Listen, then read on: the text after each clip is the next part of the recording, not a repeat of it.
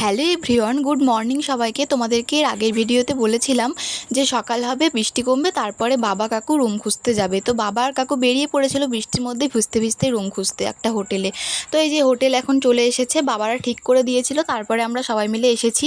তো ঠিকঠাক হয়ে গেছে, এই হোটেলেই থাকবো আমরা। হোটেলটা খুব সুন্দর ছিল আর খুব পরিষ্কার ছিল।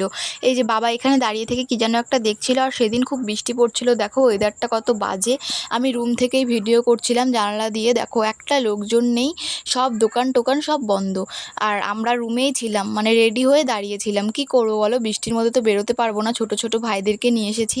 এই যে দুই ভাই এখন ঘুমাচ্ছিল, ওরা ঘুম থেকে উঠলো, তারপরে মাথায় দেখো ক্যারি ব্যাগ বেঁধে যাচ্ছি এখন। আমরা তো জানতাম না যে বৃষ্টি হবে, তাহলে তো ছাতা নিয়ে আসতাম। আর এখানে ছাতা যে কিনবো সেটাও নেই, দোকান বন্ধ ছিল, সেই জন্য আর ছাতা কিনতে পারিনি। আমরা সকালবেলা রুমে এসে ফ্রেশ হয়ে একটু রেস্ট নিয়ে তারপরে আমরা রেডি হয়েছিলাম। তো তারপরে বৃষ্টিটা একটু কমেছিল, তো বেরিয়ে পড়েছি। বেরোনোর পরে আবার বৃষ্টি শুরু হয়ে গেছিলো, ঘুরতেই পারিনি। এই যে এই হোটেলটাতে আমরা ছিলাম, বাইরে থেকে তোমাদেরকে দেখিয়ে দিলাম।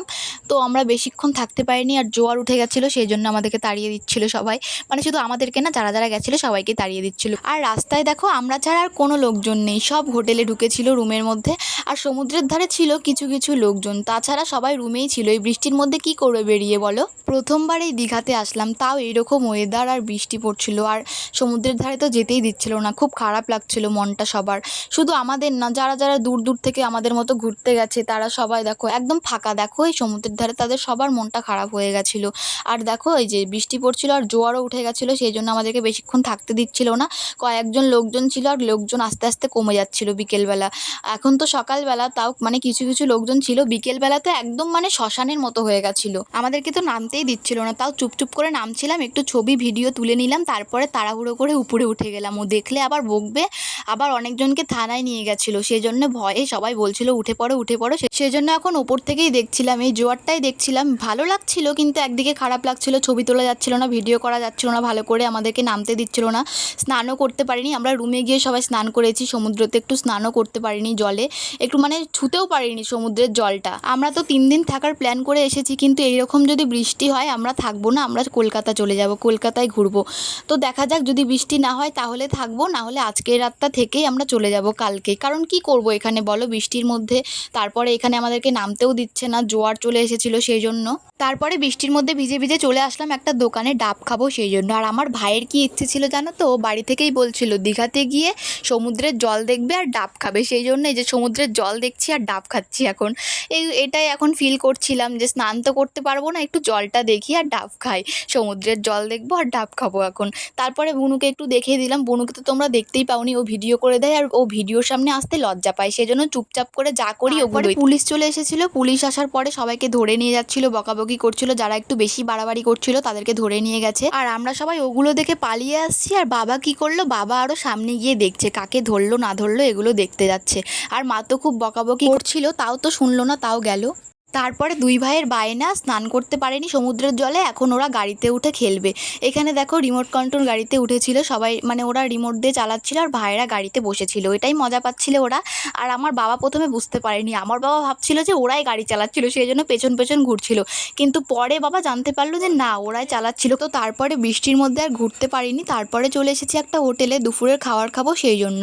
তো আজকের মেনুতে ছিল মাছের ঝোল, ডাল, পাঁপড় ভাজা, আলুর তরকারি, আর একটা শাকের ঘন্ট ছিল, আর চাটনি ছিল। তো এগুলো দিয়ে সেরে ফেললাম, আর রান্নাগুলো ভীষণ সুন্দর ছিল। তো খাওয়া দাওয়ার পরে একটা আইসক্রিমের দোকান দেখলাম, তো এখন আমি, ভাই, বুনু সবাই মিলে একটু আইসক্রিম খেয়ে নিব। আইসক্রিম খেয়ে তারপরে চলে এসেছি একটা দোকানে। এই দোকান থেকে বাড়িতে কিছু খাবার নিয়ে যাব, তারপরে রুমেও কিছু খাবার খাবো সেই জন্যই। তো এখান থেকে কাজু বাদাম, তারপরে শনপাপড়ি, আরও অনেক খাবার কিনেছিলাম, দাদু ঠাম্মার জন্য নিয়ে যাব বাড়িতে। তারপরে আমরাও কিছু খাবার খাবো রুমে, সেই জন্যই আরও কিনলাম। অনেক কিছু কেনার পরে তারপরে রুমে চলে গেছিলাম। তো তারপরে তো রুমে গিয়ে একটু রেস্ট নিলাম, নেওয়ার পরে আবার বেরিয়ে পড়েছি বিকেলবেলা ঘুরতে বেরোবো সেই জন্য। তো তখন মানে বৃষ্টিটা ছিল না, তারপরে দেখো এমন কপাল, তখন আবার বৃষ্টি শুরু হয়ে গেছিলো। যেই আমরা বেরিয়েছি ঘুরতে আবার বৃষ্টি শুরু হয়ে গেছিলো।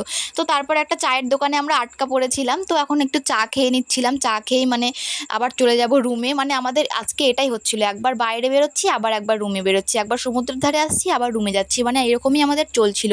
তো বৃষ্টিটা কমার পরে আবার রুমে চলে গেছিলাম। তারপরে রাত্রেবেলা আবার খাওয়ার জন্য বেরিয়ে পড়েছিলাম।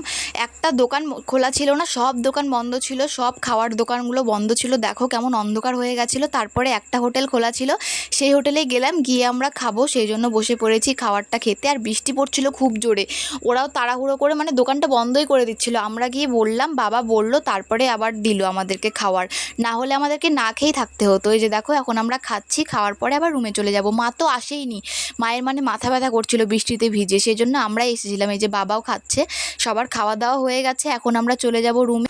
এখন একটু মায়ের জন্য খাবার প্যাক করে নিব, তারপরে প্যাক করে চলে এসেছি মায়ের জন্য খাবার নিয়ে রুমে। আর এখানে বাবা কাকু খেলা দেখছিল টিভিতে, আর এই যে দুই ভাই দেখো আলমারির ভেতর ঢুকে কেমন শয়তানি করছিল।